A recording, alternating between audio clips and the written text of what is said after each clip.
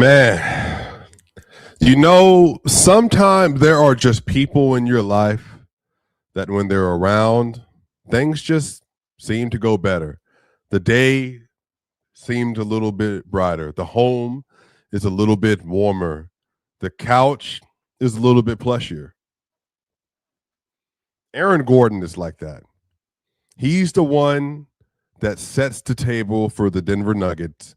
And we're going to talk about why and how in this win streak he has completely reset the expectations for this team moving forward. Y'all know what time it is. This is Locked On Nuggets. This is Swiper. Let's get into it.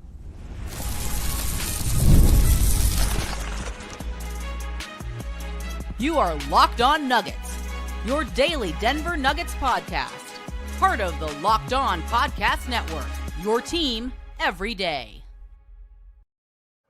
What's going on, y'all? Welcome to Locked On Nuggets. This is your daily Denver Nuggets podcast. I'm your host, Swiper, here joining with you, doing another solo episode like we did last night.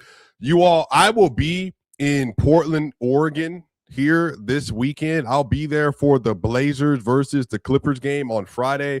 We are officially on another platform. We are doing the first ever live NBA podcast before an NBA game ever at an NBA arena. It's never been done before. Never. So if you're in Portland and you want to join, hit me up on the DMs and Twitter. If you want to be there, it's going to have a live audience. It's going to be special. So while I'm doing that, I'm going to be out the rest of the week. And then so Matt and Ryan, they're going to be taking care of the rest of business for me. Straighten that up as I embark on this new journey. So this is going to be a lot of fun. So I'm glad to be here with y'all again for this day, for this Epic Tuesday. It's going to be a great episode, y'all. I think that there's a lot of good things that we need to get into, but today's episode is brought to you by FanDuel. Right now, new customers can bet just $5 and get $250 in bonus bets if your first bet wins. Head to FanDuel.com to get started. By the way, if anybody watched the Michigan game yesterday, Michigan versus UConn, Michigan won. It wasn't the greatest game of all time, but hey, we got our two most recent national champions. Shout out to UCLA. We've got a couple Colorado kids that are on that team, the Bet Sisters, and then Michigan obviously gets a great win in the Natty. This was a fun NBA season and NCAA season as well, if you're a basketball fan. In this episode, I want to spend some time talking about Aaron Gordon in particular, because I think the thing that has proven to be true with AG is that he is one of the most finely tooled players in the league. And because of how diversified his skill set is, the Nuggets are able to get away with playing him in so many different ways.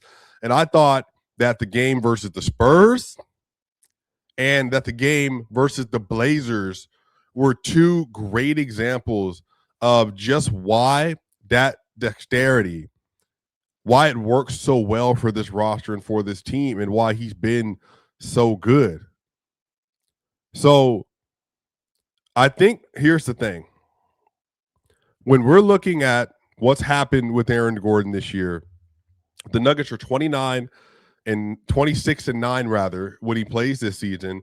That's basically a 74% win percentage, which is good for a 61+ win pace on an 82-game season.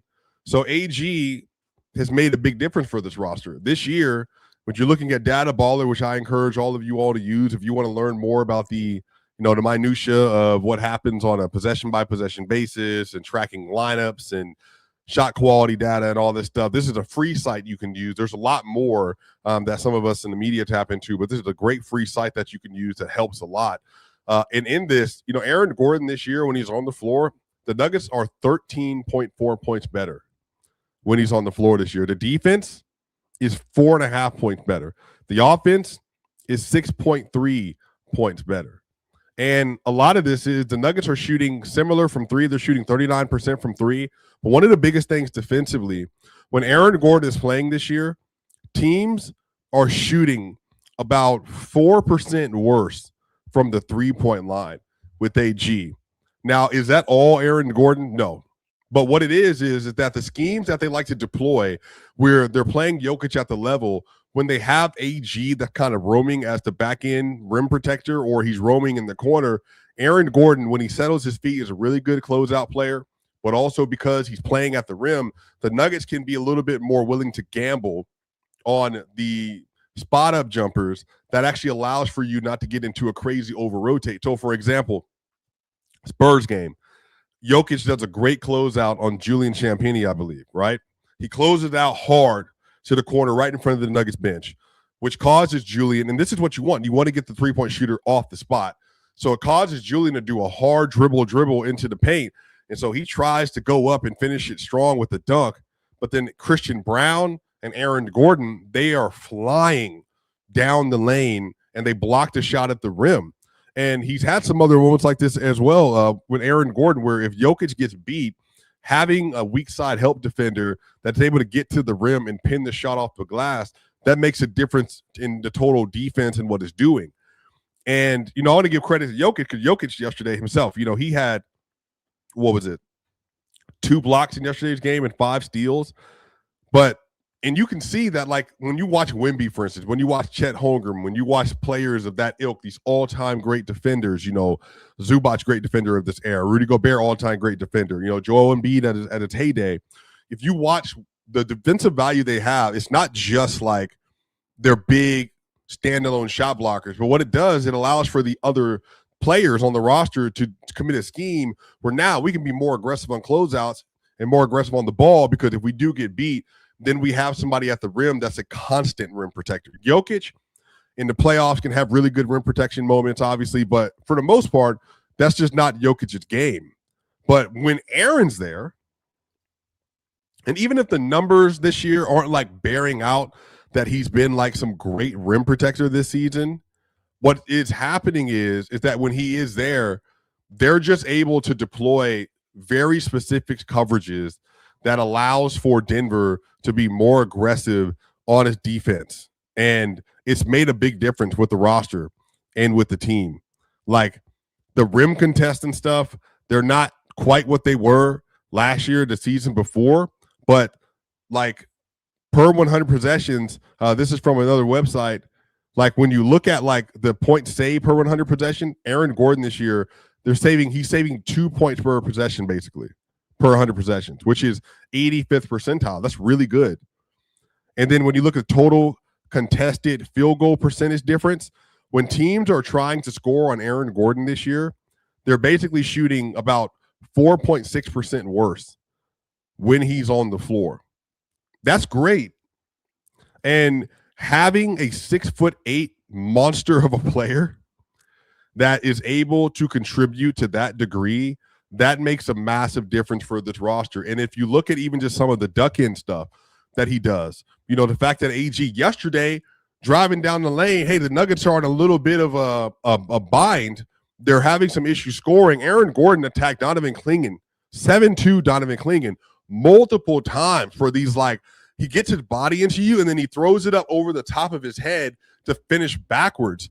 And like I remember watching that game, and then I remember rethinking those possessions, and I'm like, wait a minute, did AG do like a reverse dunk / layup over Donovan Clingan? And it's just those kind of things. It's that extra layer of physicality and athleticism that makes him so special for this team. And that's coupled with the fact that everybody keeps bringing this up, obviously, with AG. That's also coupled with the fact, man, that like he is just such a dominant 3-point shooter now, like in isolation and like when he's a standalone spot up shooter, that he is such a great outlet for this roster now. And the fact that he has put so much time into becoming this player, playing this well, and just doing the small things that he needs to do on a possession by possession basis as a defender. And then on top of that, offensively, he's added so much of his game to like being able to play inside and all that.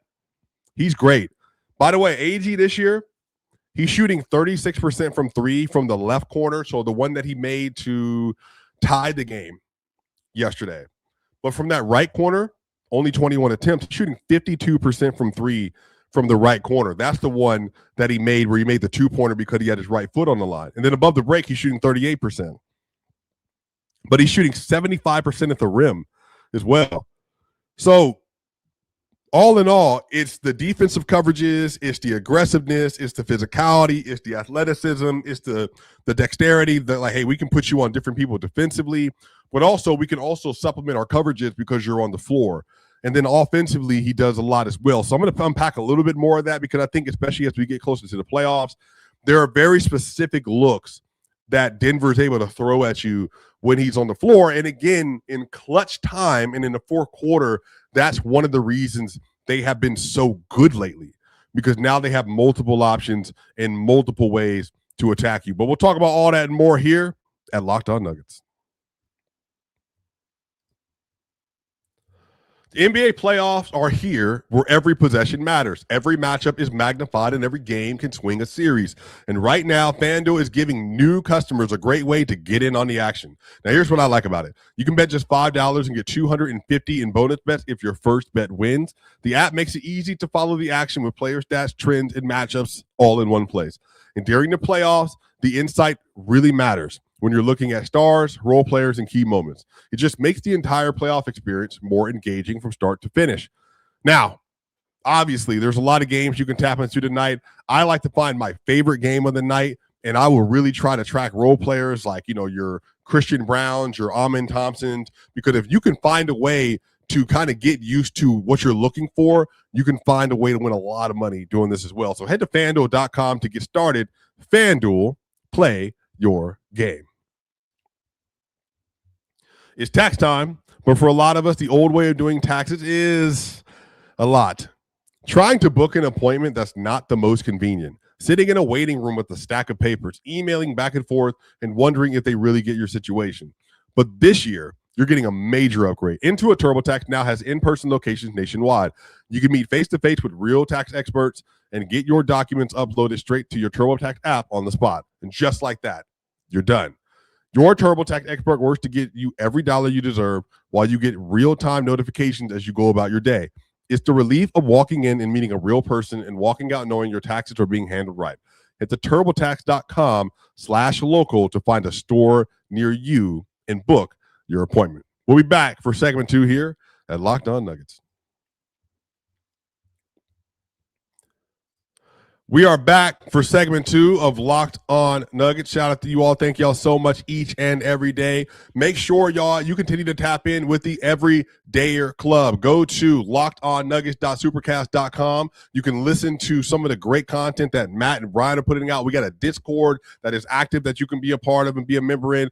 Just go ahead and try it out. And also, you get some great written content from Matt as well. Make sure you just continue to listen to everything we're doing, honestly, because we got so much going on and so much stuff that's putting out just for you. Aaron Gordon. So why have the Denver Nuggets been so much better in the clutch? Well, that's a good question. I'm glad that you asked. So if you go through the game yesterday, there was a play, for instance, in the fourth quarter with about a minute and 20 left. It's 123-120 Denver, right? So Jokic sets the screen for Jamal Murray with Matisse Thybulle all over him, and Denny Advia is covering Nikola Jokic. Murray basically gets a switch, and what happens is Cam Johnson, who is playing out of his mind lately, he finds Drew Holiday ball watching, and Drew is uber focused on Jokic and Murray. They're basically playing 3-on-2 with a man-to-man set, but they're basically kind of zoning off and running like a triangle situation versus the Denver Nuggets two-man game. And Cam does a great job of seeing this. Jamal Murray gets caught on a pump fake over Matisse Thybulle, and instead of having to force the jumper up because Cam is thinking through the next step of the play, he cuts to the basket, and instead of trying to force something up over Robert Williams, which he could have tried to put the layup up, Robert collapses on Cam because of his movement, but now AG is wide freaking open for a corner three. So what happens is that because you have such a good shooter that's at this position, the Nuggets have the ability with Aaron Gordon at the 4 to always make you wrong. Think about that. Aaron Gordon is the kind of player that you can put on the floor and that no matter the coverage that you give the Nuggets and Jokic and Murray in particular, the Nuggets have the ability to always make you wrong. And that is a very unique thing because not every team can actually experience that and know what that looks like. And not every team can get into actions where it's like there's really no good option. And I think that's what I'm speaking to right now with AG. But even the last play they ran, or the second to last play where it was 123, right? And it's a baseline out of bounds play. Christian Brown throws the ball in, and he throws it into Nikola Jokic, who had Drew Holiday on him. Now, what Jokic could have done is that he could have attacked Drew, but then now Robert Williams is in the paint, again, ball watching, not looking at AG. So AG then just curls around, comes and sets a pin down for Jamal Murray. Jamal then is able to get the ball with a bunch of room. And he basically has a free run to the basket. And because of that, Robert Williams has to step all the way over. And now Aaron Gordon, shooting 52% from corner three on the right side, is wide open with a practice warm-up shoot-around three-point shot. And he makes it. So the reason I'm saying always make you wrong is that because the Nuggets like to run that split action a lot, where they'll have like Jamal Murray set a back screen for Jokic or for the back screen for Aaron Gordon when Jokic has the ball at the nail. That way it forces, like, you go with Gordon, then that means Jamal Murray can kind of pop out and then he'll run the hump for a DHO into a three or into a drive. And then they can get into the two-man game. Or if they run the back screen with Jamal, if you don't cover that back screen correctly because you don't want to let go Jamal, then Aaron Gordon has a free run to the rim and Jokic is throwing an oop or throwing a pass, just a straight entry pass, and it leads to a dunk or a layup. Or if Aaron Gordon gets that ball and then now the corner man is collapsed, now you got an open three-point shooter in the corner. Or if you get to what they're doing now where Jokic is on the ball and now Jamal Murray is getting a down screen from Nikola Jokic or from Aaron Gordon rather, now it's like, look, if you don't go with Jamal, Jamal's going to kill you.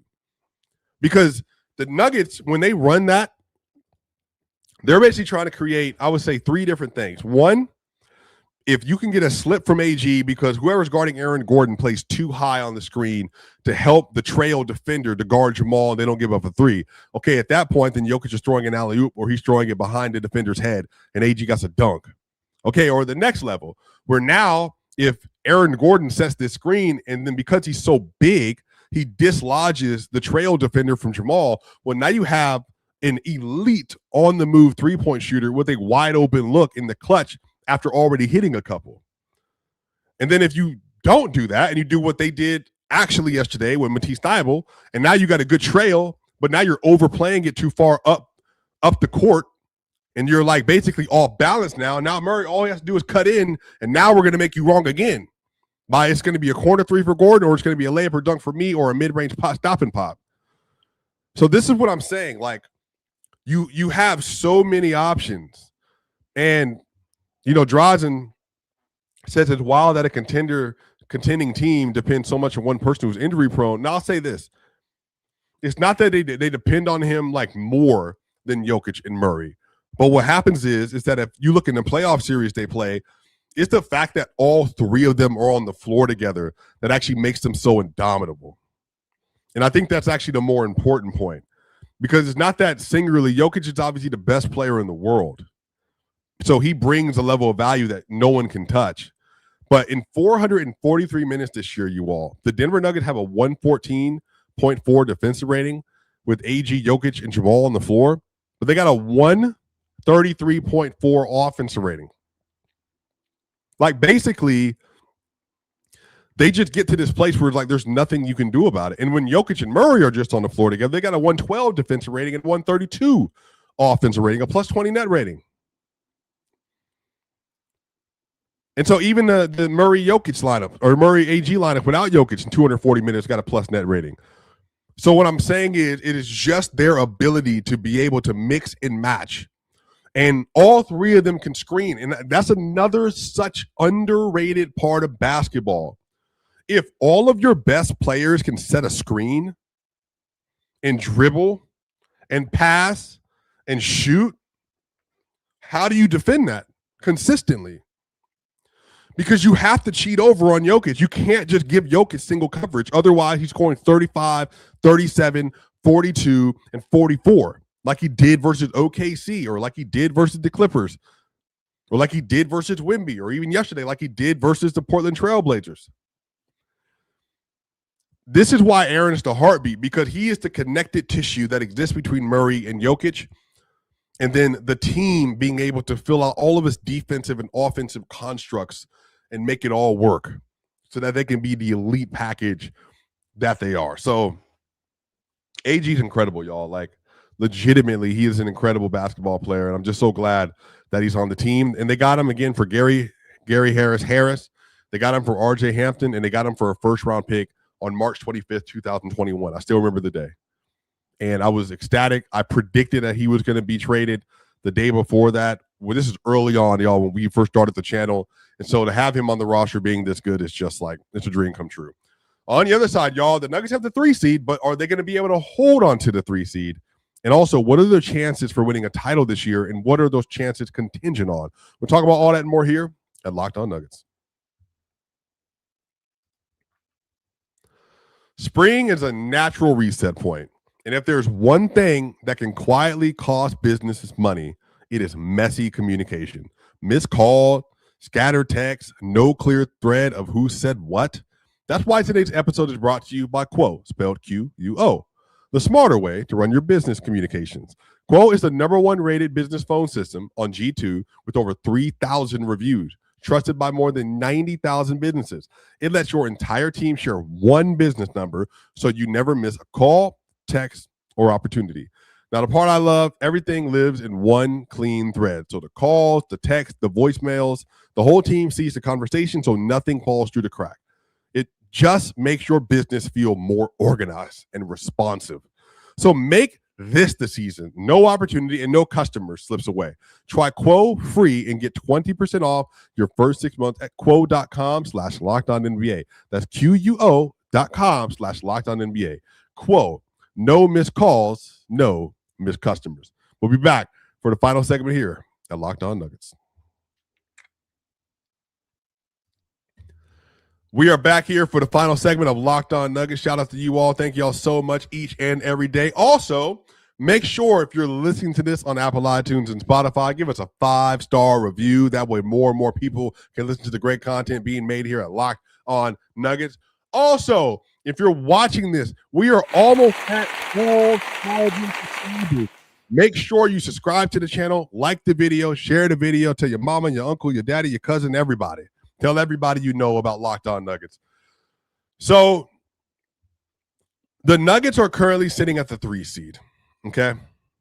Now the odds are that the Denver Nuggets are going to be able to at least maintain that through possibly tonight, because tonight we're getting a special between the Luka-less, Austin Reeves-less, and LeBron-less Lakers versus the OKC Thunder. And OKC still has incentive to play. They are trying to get the #1 overall seed. They are currently just a couple of games ahead of the San Antonio Spurs, and so they want to make sure they can continue to hold on to that and move up. So the Nuggets are currently 51-28. They're in the 3 seed. They have a game-and-a-half advantage over the Houston Rockets, who are on a 6-game win streak. The LA Lakers are on a 2-game losing streak. And then you got the Minnesota Timberwolves, who are 46-32, and they're dealing with a bunch of things right now. And they're 5-5 in their last 10 games. By the way, just so you know how crazy people are going, OKC's 9-1 in their last 10. The Spurs are 9-1 in their last 10. The Nuggets are 9-1 in their last 10. The Lakers are 7-3. And then you got the Houston Rockets at 8-2. So they're like, everybody that's trying to win right now and that feels like they're fighting for positioning, they're all winning at least a 70% clip right now. So that is how competitive and how deep the Western Conference is right now. And so the Nuggets, for them, this is going to come down to absolutely 100%, no questions asked, take care of business versus the Memphis Grizzlies. Not even a question. Not even a thought. Jokic had maybe his worst game of the year, at least from a turnover standpoint. I think he had 10 in that game. He was not engaged the way he needed to be. To be fair, the whole team wasn't. They took that game for granted. And I just want y'all to realize this, that looking at the schedule for Memphis, this was March 18th when they lost that game. Since that point, Memphis went on a 5-game losing streak. They beat Chicago, and they're currently on another 5-game losing streak. Memphis, they are 2 and 11, 12, 13, 14, 15, 16, 17, 18. Memphis is 2 and 18 in their last 20 games. And the only team they have beaten are the Chicago Bulls by 1 and the Denver Nuggets by 7 because they just decided they were going to mail it in. Now, they got close to Boston, to be fair. Boston only won 117, 112. But if the Denver Nuggets would have won that game, they'd be 2.5 up on the Houston Rockets, and they'd be a full game and a half up on the Lakers.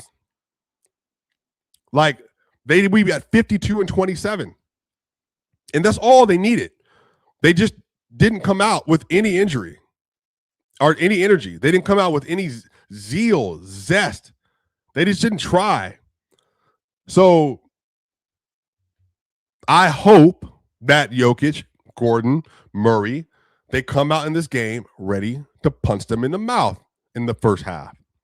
Because you winning the 3 seed, it's going to be very contingent on the Lakers are probably going to lose today. And then on the other side of that, Denver, you beat the Memphis Grizzlies. All of a sudden, you could be looking at a 2-game lead, 2.5 game lead with 2 games left, depending on what the Thunder and the Spurs are going to do. So there's a world, y'all, where the Nuggets, with all the injuries they've had this year, win 54, 53 games. And I think that would be incredible, given how much turmoil they've gone through. Because just for context, remember 2018-19, when they had the 2nd seed, they only won 54 that year. And they had way better health than they did this season. So the Nuggets, they should have won over 60 games this year. There should be 3 teams that have gone over 60 in the West. And the Nuggets 100% should be one of them. But that just wasn't the way the cards were drawn. But I think the fact that they'd be able to get to 53, 54 wins with missing Jokic for 16 games, missing all these other players, that would be a great, great opportunity, I think, for this team. And I think it would speak really well to just how the team is playing. So the 3 seed is definitely within reach, you all, and it's achievable. But the Memphis Grizzlies, that game has to be taken care of. There is no other way around that. You can't lose to them again because that loss is kind of hanging over their head. The LA Lakers lost. They lost because the Austin Reeves free throw. You know, the Nuggets have had some bad luck, especially like before this streak. So like, it's not all their fault. Like some of this is like other players just make crazy plays. But the Memphis game is literally like, it got to happen. It has to happen. The Houston Rockets, man, they're, like I said, they're on a 6-game win streak right now. They have to play the Phoenix Suns coming up, and the Suns are absolutely fighting to try to get into that 6th seed. And so that game is going to be tonight actually at 11 p.m. Eastern Standard Time because it's a Peacock game. And then they got Philly, and Philly is 100% trying to win. And then they got Minnesota, and Minnesota is 100% trying to win. So there's some distance that could be created between them and Houston as well, depending on how the next 3 games for Houston go. Because the Wolves don't want to be in the play-in. And if they lose, that's only going to continue to worsen their opportunities to get there. So everything is in front of Denver. Everything is in front of the Nuggets. But the real question is their title chances. I believe it to be this, that if the Nuggets have a full rotation of players, that if their bench is Peyton Watson, Spencer Jones, Bruce Brown, Tim Hardaway Jr., and then Jonas Valanciunas, and then sometimes Ignacy, and their starters are there, and they can just, Lord willing, not have to deal with insane lower body injuries, I think that would make a massive difference in them being able to win the title. And if you told me they were healthy going into the playoffs, I would expect them to beat the Wolves as it currently stands. I do think they would beat the Spurs, and then now you're getting into the war. The war would be the Western Conference Finals. That would be the NBA Finals, them versus OKC. But so much of the Nuggets' success, unlike some other teams, is going to come down to them being able to be healthy to take care of business. Because it's Aaron Gordon, obviously, but really even just it's everybody. They just haven't been able to do a bunch of different things this year. And Aaron Jokic Gordon said, Swiper, do you trust the POA defense? Yeah, I mean, they've shown when they need to be good, they are good. But again, staying in front has been a constant issue this year. It really has, multiple times. So I think Christian definitely needs to be better. Bruce has had good streaks. Gordon, Cam, Murray. Their job is going to be difficult. But yeah, they do need to stay in front. Let me know what y'all think in the comment section. Do you think that the Nuggets have a good title chance? What is it contingent on? Is it health? And is Aaron Gordon, why do you think he's the heartbeat of this team? And why do you think they're so good with him? Let me know what you think in the comment section. This has been a great episode, y'all. This is Locked On Nuggets. I'm Swiper. See you on the other side.